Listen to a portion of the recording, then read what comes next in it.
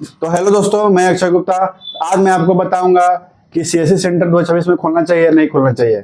अगर आप जॉब में हैं और आप जॉब छोड़ करके प्रज्ञा केंद्र या साइबर कैफे खोलना चाह रहे हैं, तो आपको हम आज रियलिटी बताने वाले हैं कि आपको साइबर कैफे खोलना चाहिए या नहीं खोलना चाहिए। अगर आपका मतलब एक एक चीज़ जो होता है साइबर कैफे का, मतलब जो सीएससी सेंटर बोलते हैं, वो मतलब जॉब से बेटर है या जॉब ही सही है, तो आपको हम दोनों आपको इस वीडियो में बताने वाले हैं और साथ में अपना एक्सपीरियंस भी शेयर करने वाले हैं कि सेल्स सेंटर में कितना कमाई है और क्या स्कोप है और जॉब सही है या सीएससी सेंटर सही है। क्योंकि आपको थंबनेल देखकर समझ में आ ही गया होगा कि अगर आप इस वीडियो को देख रहे होंगे तो आप कहीं ना कहीं जॉब कर ही रहे होंगे या जॉब छोड़ने का प्लान बना रहे होंगे, या हो सकता है कि आप पार्ट टाइम में साइबर कैफे या सीएससी सेंटर खोलना चाह रहे होंगे। और अभी जो सीएससी का रियलिटी है वो भी आपको हम इस वीडियो में डिटेल से बताएंगे।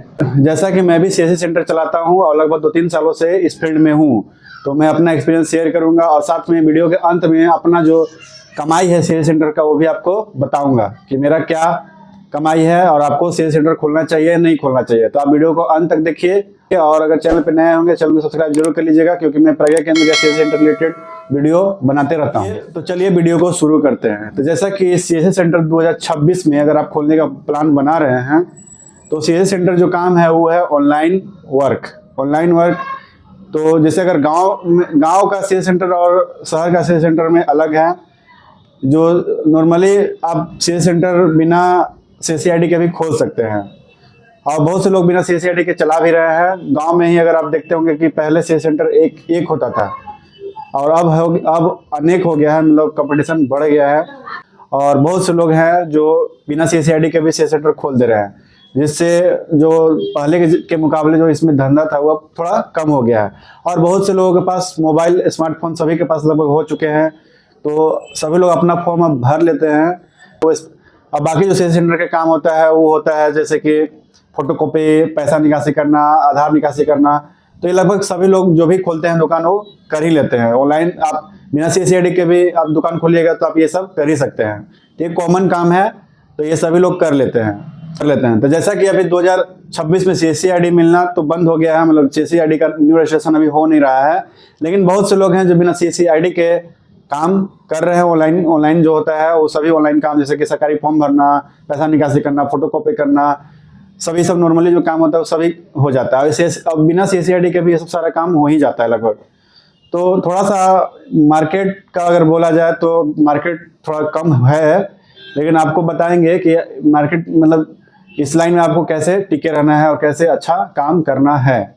जैसा कि आप जॉब में होंगे और आप जॉब छोड़ करके सीएससी सेंटर खोलना चाह रहे होंगे अपने गांव में या कहीं शहर में, तो अगर आपका इनकम जॉब में 15,000 से कम होगा तो आप सीएससी सेंटर खोल सकते हैं, क्योंकि लगभग इतना तो आप मंथली कर ही सकते हैं सीएससी सेंटर से कहीं पे भी, थोड़ा अगर पैसेंस रखा जाए तो। और अगर 15,000 से 20,000 से अगर ऊपर आपका सैलरी है, चाहे प्राइवेट जॉब सरकारी, इसलिए ये उन्हीं लोगों के लिए जो प्राइवेट जॉब कर रहे होंगे, क्योंकि प्राइवेट जॉब वाले के ही ये ज़्यादा दिक्कत होता है जॉब छोड़ने का। सरकारी नौकरी में होंगे तो आप कोई कैसा भी सरकारी नौकरी हो, चाहे चपरासी का ही क्यों ना हो, चाहे कुछ भी हो जॉब सरकारी, वो तो छोड़िएगा नहीं और वो करते रहिए। उसको छोड़ करके आपको इस लाइन में नहीं आना है, कैसे भी हो उसी में टिके रहिए। लेकिन अगर आप प्राइवेट जॉब में होंगे और आपका सैलरी 15,000 से कम होगा तो आप इस लाइन में आ सकते हैं। कंपटीशन थोड़ा ज़्यादा है, लेकिन आपको अपने माइंडसेट के अनुसार अपने स्किल से आप इस लाइन में ग्रो कर सकते हैं। जैसा कि पहले मैं भी जॉब में ही था, मतलब जॉब करता था प्राइवेट, सरकारी तो नहीं था लेकिन प्राइवेट जॉब ही करता था। उसमें सैलरी भी थोड़ा ठीक ही ठाक था, लेकिन मुझे जो जॉब का जो मेन दिक्कत होता है वो 2-3 पॉइंट को लेकर मुझे जॉब पसंद नहीं होता है।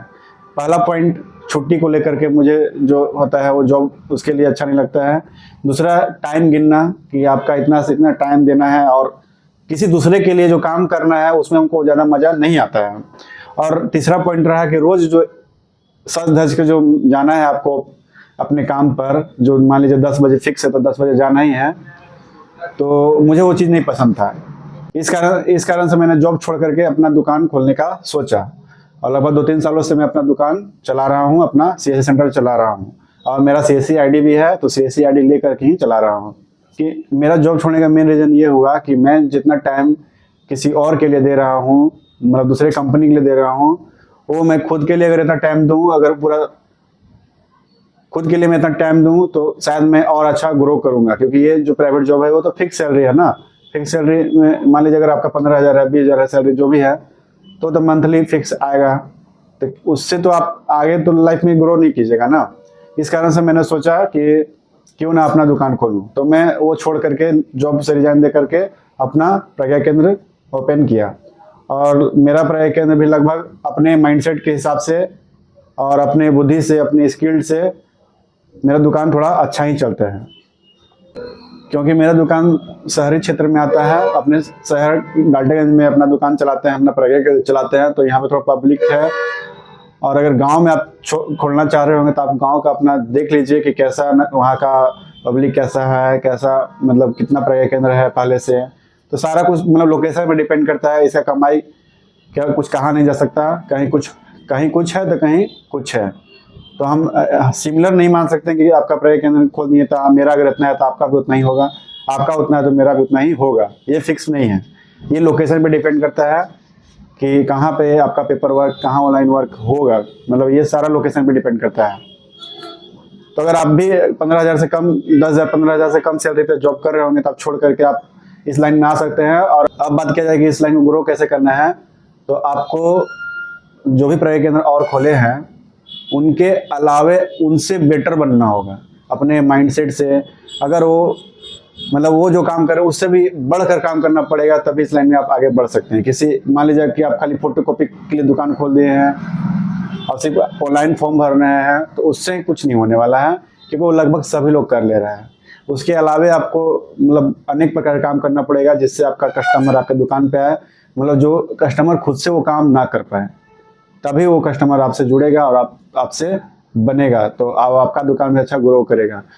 ठीक है, जैसे कि अपना ही बता रहे हैं हम लोग अपना दुकान में सारा काम जो भी कस्टमर डिमांड करता है सारा कुछ करते हैं। मतलब हर चीज़ को उस पर नोटिस करते हैं कि हाँ कस्टमर का ये डिमांड था, ये चाहते थे कि ये काम भी आपका दुकान से हो, तो वो सारा काम अपने दुकान से हम लोग करने की कोशिश करते हैं। अपने पास CSC ID है तो हम लोग CSC ID, बहुत से लोग बोलते हैं CSC ID से काम होता है, हम लोग का CSC ID से ही ज़्यादा काम होता है। पता नहीं कैसे लोग मतलब जो हैं बोलते हैं कि CSC ID से काम होता है, अपना CSC ID से हम लोग ज़्यादा काम करते हैं।